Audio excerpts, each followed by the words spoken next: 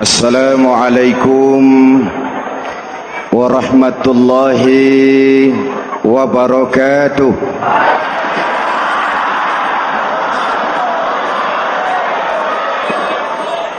Alhamdulillahi rabbil alamin, wassalatu wassalamu ala ashrafil mursalin, sayyidina wa maulana Muhammadin wa ala alihi wa sahbihi ajmain, amma ba'du. Para ulama yang saya muliakan, hadirin hadirat ma'asyiral muslimin yang saya cintai, banyak kita alami perubahan-perubahan yang terjadi, baik perubahan yang menyangkut sosial budaya, lebih-lebih yang menyangkut sosial politik. Yang tidak banyak mengalami perubahan adalah sosial ekonomi. Bahkan angka kemiskinan kita naik menjadi 3/5 dari total penduduk kita hidup di bawah garis kemiskinan, dan 20% diantaranya miskin mutlak. Perubahan-perubahan yang terjadi menyadarkan kita kepada kebenaran Al-Quran ketika Allah menyatakan wa tilkal ayyamu nudawiluha bainan nas. Hari itu kami putar di antara manusia. Ada saat datang, ada waktu pergi. Ada hari lahir, ada saat kembali.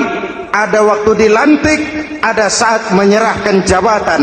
Hari kami putar di antara manusia dan hidup cuma sekadar menunggu giliran.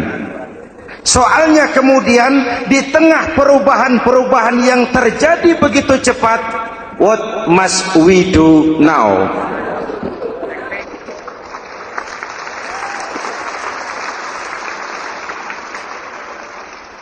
Saya juga nggak ngerti itu. Yang penting kan penampilan. Saudara-saudara kaum muslimin di seluruh tanah air, jadi pemimpin adalah pelayan bagi orang yang dipimpinnya. Okelah, perbaikan ekonomi, pembukaan lapangan kerja baru kita serahkan kepada pemerintah, karena kita percaya mereka orang-orang terpilih belaka yang dipilih dengan kepercayaan akan mampu membawa rakyat keluar dari kesulitan. Amin. Tugas kita sekarang di zaman susah meluruskan akidah. Jangan sampai mbah dukun yang naik ke permukaan. Betul? Islam misinya yang pertama membebaskan manusia dari kemusyrikan. 13 tahun Rasul berjuang di Makkah, menanamkan akidah, meluruskan keyakinan, membentuk iman. 13 tahun membebaskan manusia dari belenggu kemusyrikan. 13 tahun menanamkan la ilaha illallah Muhammadur Rasul dengan seluruh konsekuensinya. Kalau saya yakin tidak ada Tuhan selain Allah, saya tidak akan minta tolong kecuali hanya kepada Allah. Saya tidak akan pernah takut kecuali hanya kepada Allah. Saya tidak akan menggantungkan hidup kecuali hanya kepada Allah. Saya tidak akan minta rizki kecuali hanya kepada Allah. Saya tidak akan melarikan persoalan kecuali hanya kepada Allah. Kalau konsekuen dengan keyakinan ini, mbah dukun nggak dapat tempat.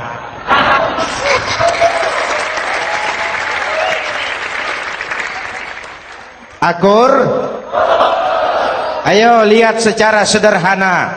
Saya sandaran di tiang, tiangnya ambruk, sayanya jatuh.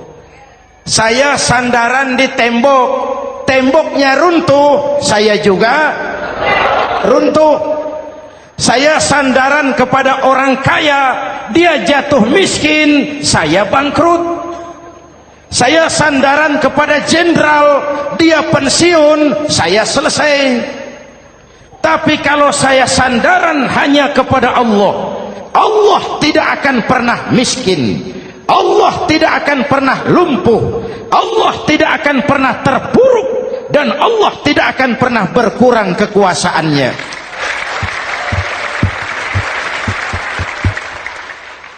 Maka umat Islam, sesulit apapun zaman yang kita hadapi, Allah juga tempat kita bersandar.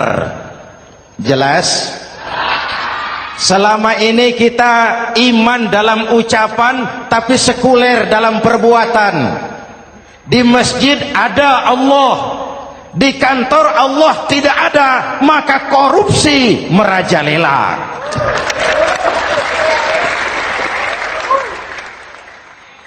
Di masjid ada Allah, di pasar Allah tidak ada, maka timbangan tetap curang. Kita iman dalam ucapan, tapi sekuler dalam perbuatan. Oleh karena itu, sesulit apapun zaman yang kita hadapi, iman jugalah pegangan kita, Allah juga tempat kita bersandar. Boleh zaman berubah, akidah jangan sampai goyah. Karena iman kita hidup, untuk iman kita berjuang, dan dalam iman kita ingin kembali menghadap Allah Subhanahu. Selama ini manusia Indonesia kita lebih banyak diisi otaknya, hati sering kosong, agama dangkal, akidah rapuh, moral rendah. Memang kemudian muncul banyak orang-orang pintar, cuma sayang tidak benar. Indonesia kita bangkrut, Indonesia kita terpuruk, Indonesia kita sakit parah kalau diurus orang yang cuma pintar tapi tidak benar. Kita perlu orang-orang pintar, tapi kita lebih perlu orang benar. Jelas? Kalau cuma pintar tapi tidak benar, itu yang sering saya sampaikan, nanti disuruh ngurus beras malah nimbun beras.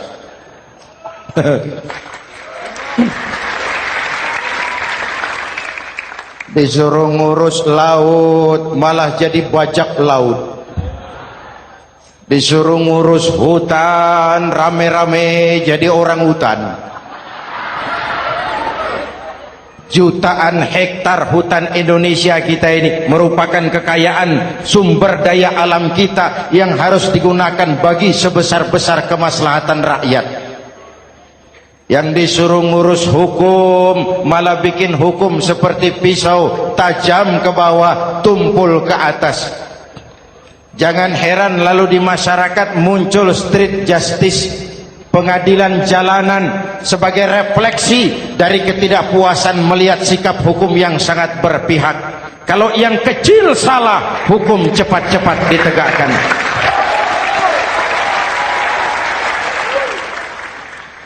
Lihat saja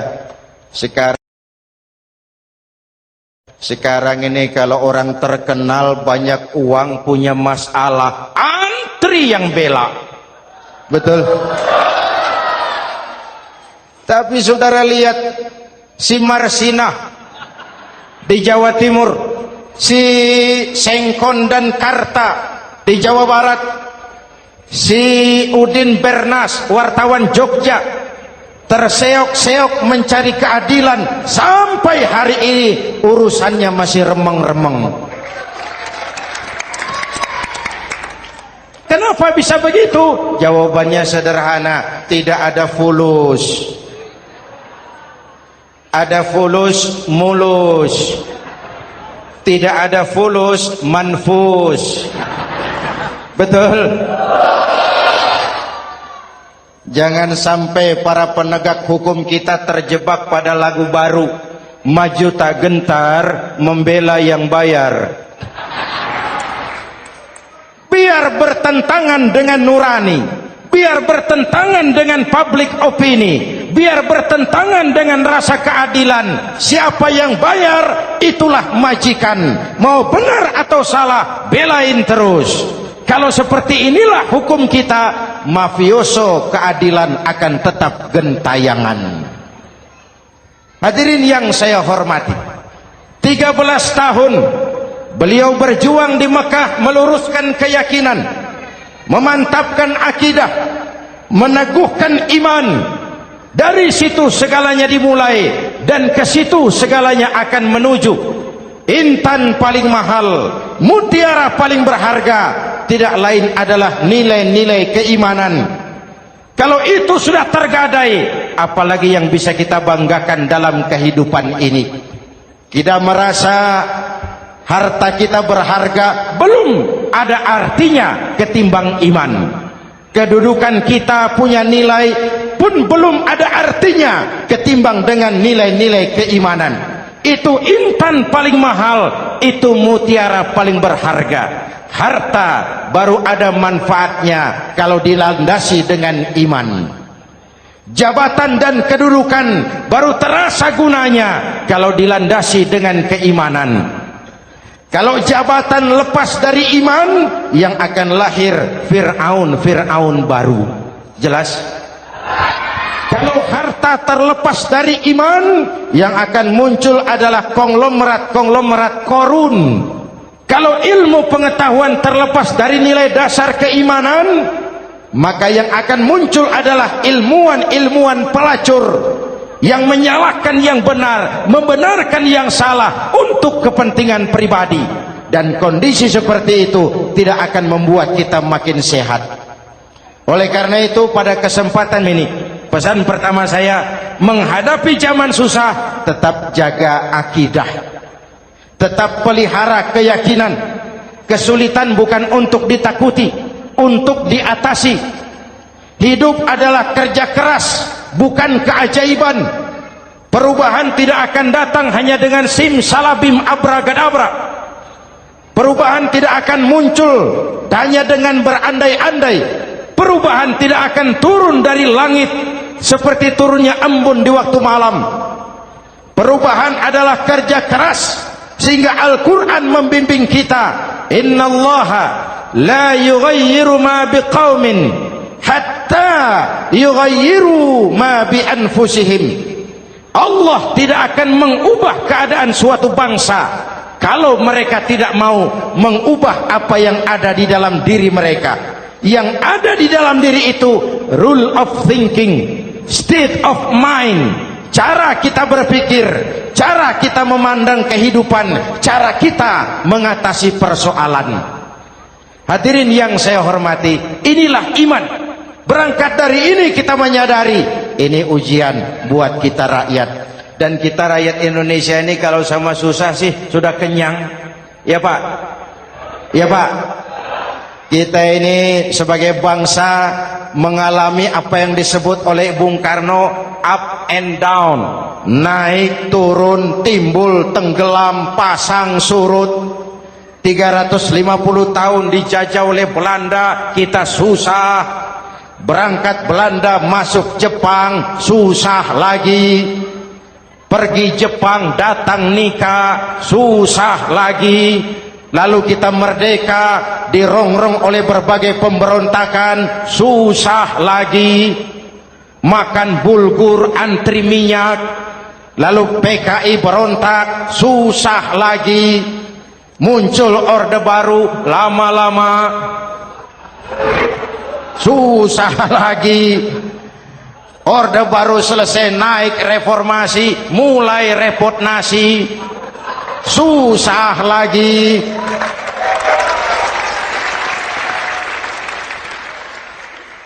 Kalau susah kita ini sudah akrab, sudah intim. Mestinya kalau sudah susah seperti itu, jangan salah sikap menyikapi kesusahan. Jangan sampai kita potong kompas, ambil jalan pintas, terjebak menghalalkan segala cara. Itu tidak akan menguntungkan, itu tidak akan menyelesaikan. Kalaupun selesai, nampaknya penyelesaian sesaat. Dan penyelesaian sesaat bukan penyelesaian yang sebenarnya. Karena itu tetaplah dalam koridor keimanan. Boleh zaman berubah, akidah jangan sampai goyah. Silahkan masa berganti, tapi keyakinan jangan mati. Sekali la ilaha illallah sampai tetes darah paling penghabisan, tetap la ilaha. Sanggup? 3 orang. Sanggup? 21. Sanggup? Kalau sanggup kita harus konsekuen. Saudara-saudara di seluruh tanah air, misi yang kedua dari Islam setelah membebaskan manusia dari kemusyrikan, membebaskan manusia dari ras diskriminasi, mengikat manusia dengan tali akidah. Sebelum Islam datang, manusia dibedakan oleh warna kulit, manusia dibedakan oleh faktor keturunan, manusia dibedakan oleh faktor harta dan benda. Adalah Rasul yang mengajarkan, innallaha la yanzuru ila suwarikum wala ila amwalikum walakin yanzuru ila qulubikum wa a'malikum. Allah tidak melihat potonganmu, Allah tidak melihat hartamu. Yang Allah lihat itu adalah hatimu dan amal perbuatanmu. Jauh sebelum Amerika teriak-teriak membanggakan apa yang mereka sebut sebagai Declaration of Independence, Nabi sudah mengajarkan kepada kita semua, annas kulluhum li Adam wa Adam min turab la fadla li arabiyyin ala ujamiyyin illa bittaqwa. Seluruh manusia berasal dari Adam. Adam diciptakan dari tanah. Tidak ada kelebihan Arab dengan yang bukan Arab kecuali takwanya. Jauh sebelum Amerika mencanangkan bahwa semua manusia dilahirkan sama, that all men are created equal. Jauh sebelum itu Islam sudah membebaskan manusia dari ras diskriminasi. Apa dalam konteks kekinian menghadapi zaman susah tetap jaga kerukunan? Ya Pak, ya Bu, oi Bu, menghadapi zaman susah tetap jaga kerukunan, baik antar umat seagama, antar umat beragama, maupun antar umat beragama dengan pemerintah. Menjaga kerukunan, jangan saling sikat sikut di antara kita. Sebab kalau sudah rukun, saya ajak berhitung, 1 ditambah 1 sama dengan, itu matematika namanya, hasilnya pasti. Tapi angka sosial hasilnya aneh. Saya ubah jadi angka sosial. Ayo kita berhitung lagi. 1 orang takut ditambah 1 orang takut sama dengan 2 orang setengah berani. Kenapa setengah berani? Karena sudah berdua. Tadi kan takut sendiri. Kalau sama-sama takut berkumpul jadi setengah berani. Kalau ditambah 1 orang takut lagi, 1 orang takut ditambah 1 orang takut ditambah 1 orang takut sama dengan 3 orang berani. Kenapa jadi berani? Karena sudah bertiga. Kita yang lemah, kita yang marginal, kita yang dikucilkan, bahkan kita yang dilecehkan, kalau mau rukun kita akan kuat dan tidak bakal dipermainkan orang.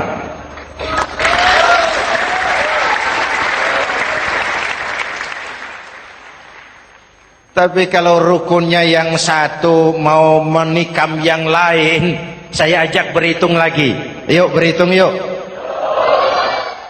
1 ekor ayam ditambah 1 ekor musang sama dengan 1 ekor musang.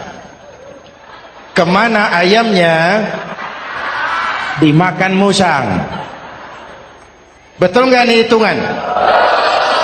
Ayo kita hitung lagi. 1 ekor ayam ditambah 1 ekor musang sama dengan 1 ekor musang. Kemana ayamnya? Dimakan musang. Jadi kalau kita suka kumpul dengan orang yang mau makan kita, selesailah kita.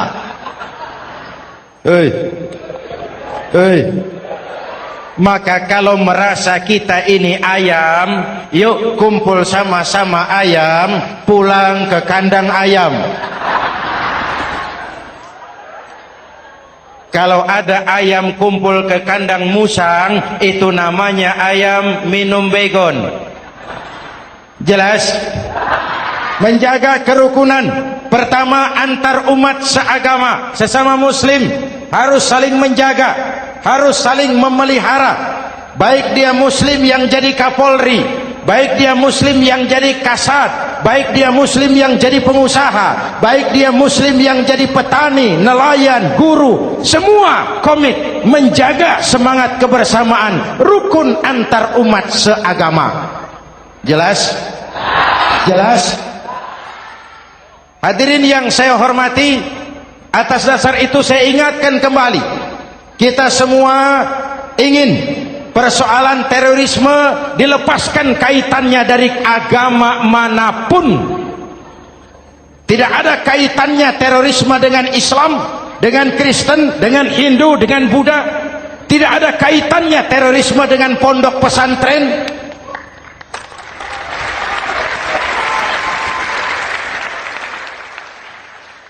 Jangan sampai pesantren jadi kambing hitam. Karena sejak zaman penjajahan, pesantren sudah terbukti memberikan kontribusi bagi perjuangan memerdekakan rakyat Indonesia. Rukun antar umat seagama. Yang kedua, rukun antar umat beragama. Islam ini rahmatan lil. Jangankan manusia walaupun berbeda agama, binatang saja dihormati. Ada hadis, fa iza zabahtum fa ahsinuz zibhata. Kalau kamu menyembelih hewan, sembelihlah dengan cara yang terbaik. Jangan menyembelih ayam dengan pisau tumpul. Itu namanya tidak berperi kebinatangan. Yang kecil lagi, saudara buka babul istinja, makruh buang air kecil di tanah yang berlubang. Sebab apa? Pertama, menjaga kesehatan. Siapa tahu di lubang yang saudara buang air kecil itu ada gas beracun. Kalau tidak, melindungi binatang yang ada di dalam lubang. Siapa tahu di lubang yang saudara buang air kecil itu ada semut sedang rapat membahas terorisme. Apa dosanya lalu mati dikencingi? Ini namanya rahmatan lissemut. Binatang saja dilindungi. Maka perbedaan agama tidak harus menyebabkan kita bertolak belakang. Perbedaan agama bukan alasan untuk saling bermusuhan. Apalagi kita sudah menyadari tentang kemajemukan kita, tentang kebinekaan kita, tentang keragaman kita. Rukun antar umat beragama.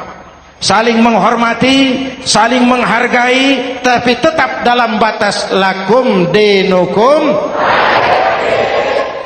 Lalu rukun antar umat beragama dengan pemerintah. Hadirin yang saya hormati, yang benar kita dukung, yang salah kita perbaiki dan kita tegur menurut cara-cara yang diajarkan oleh agama kita. Dan sholat berjamaah, pendidikan bernegara yang paling bagus. Tadi kita sholat ada imam, ada makmum, betul? Makmum wajib ikut imam kalau imam benar sholatnya. rakyat wajib ikut pemimpin kalau pemimpin benar mimpinnya.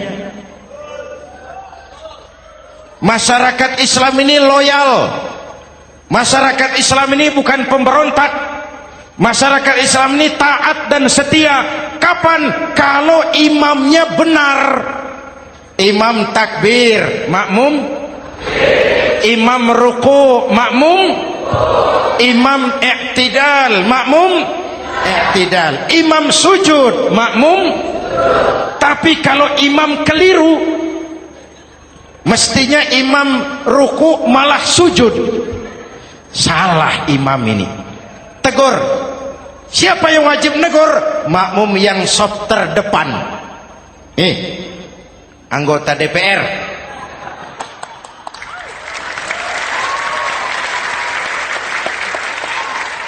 Ini wakil-wakil makmum ini, sop di depan ini. Kalau imam keliru, mereka paling tahu. Ngomong. Tegur. Bagaimana negurnya? Ada aturan main. Mestinya ruku, imam sujud. Salah ini imam. Subhanallah. Kan begitu negurnya. Betul? Tidak boleh juga imam keliru, makmum emosi. Main pegang. Weh, makmum salah. Hoi, hoi. Kacau solat. Betul? Anggota dewan ini, soft di depan. Itu kalau imam keliru. Satu saat imam buang angin. Namanya manusia bisa buang angin toh. Apa makmum lalu berkata, demi kesetiaan saya kepada imam, imam buang angin, saya lebih keras lagi. Itu namanya fanatisme buta, loyalitas yang goblok. Imam buang angin, minggir. Iyyaka na'budu wa iyyaka nasta'in. Sampai situ imam buang angin, minggir imam. Lalu saf yang di depan maju. Tidak usah bikin solat baru, teruskan pekerjaan imam. Ihdinas siratal mustaqim. Teruskan. Kenapa? Kalau bikin solat baru lagi, nanti buang angin lagi. Bikin lagi solat. Kapan selesainya solat? Kapan selesainya membangun negara ini?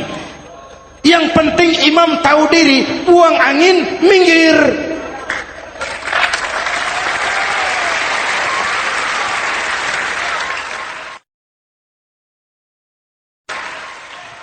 Ini kacaunya solat berjamaah kita sekarang. Kacaunya negeri kita sekarang. Banyak imam sudah buang angin, gengsi. Dia aja merasa nggak punya salah. Dikasih tahu sama makmum, imam tadi buang angin ya, malah jawab sedikit. Apa kalau sedikit lalu tidak batal sholat itu? Mekanisme kehidupan sosial yang diatur lewat tuntunan sholat berjamaah. Sehingga Nabi berpesan, kun imaman muta'an au ma'muman muti'an fala takun thalisan jazu'a. Kalau jadi pemimpin, jadilah pemimpin yang ditaati. Kalau jadi makmum, jadilah makmum yang mentaati. Jangan jadi golongan ketiga pemecah belah. Di depan tidak jalan, di belakang takut, ditaruh yang di tengah, di depan didorong, yang belakang ditendang. Ini namanya biang kerok. Saudara-saudara, dari uraian singkat ini saya ambil beberapa catatan pokok. Pertama, kalau ada intan paling mahal, kalau ada mutiara paling berharga dalam hidup kita, itu tidak lain adalah karena keyakinan. Hidup jadi indah, hidup jadi berharga, hidup jadi berarti kalau didasari atas sebuah keyakinan. Dan keyakinan itu tidak lain adalah nilai iman kita, akidah kita kepada Allah Subhanahu wa taala. Yang kedua, tetap menjaga kerukunan. Sesulit apapun zaman yang kita hadapi, kita tetap harus menjaga semangat kebersamaan.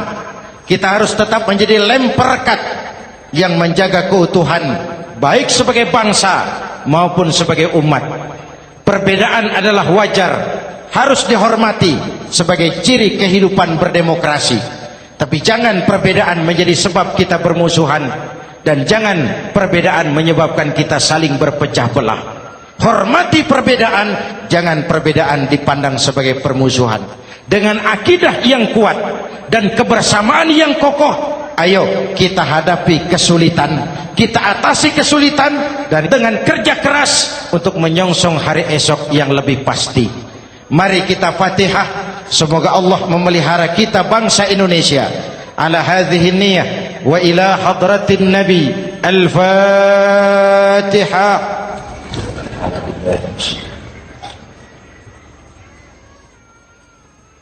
Iyyaka na'budu wa iyyaka nasta'in. Ihdinas siratal mustaqim. Siratal ladzina an'amta 'alaihim. Bismillahirrahmanirrahim. Amin. Alhamdulillahi rabbil alamin. Allahumma salli wa sallim wa barik ala sayyidina Muhammadin wa ala alihi wa sahbihi ajma'in. Allahumma rabbana taqabbal minna salatana wa siyamana wa qiyamana wa takhashu'ana wa ta'abbudana wa tammim taksirana ya arhamar rahimin. Allahumma aslih man fi salahihi salahul muslimin. Allahumma ahlik man fi halakihi salahul muslimin. Allahumma rabbana la tu'akhizna in nasina aw akhtana. Rabbana wa la tahmil alaina isran kama hamaltahu ala alladhina min qablina. Rabbana wa la tuhammilna ma la taqata lana bih wa'fu 'anna waghfir lana warhamna anta maulana fansurna 'alal qaumil kafirin. Allahumma ij'alna minas su'ada'il maqbulin wa la taj'alna minal ashqiya'il mardudin. Afdalu ma qultuhu ana wan nabiyyuna min qabli. La ilaha illallah.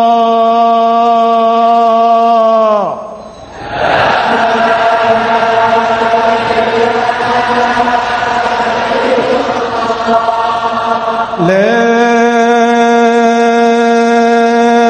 ilaha illallah.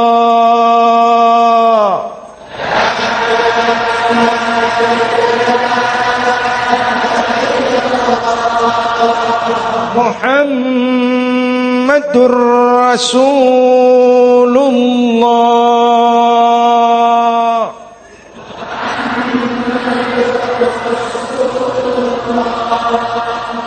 Sallallahu alaihi wa alihi wa sallam. Kalimatu haqqin 'alaiha nahya wa 'alaiha namut wa 'alaiha wa biha nub'atsu insyaallah minal aminin minal aminin minal aminin rahmatika ya arhamar rahimin. Sallallahu ala sayyidina Muhammad wa ala alihi wa sahbihi ajma'in.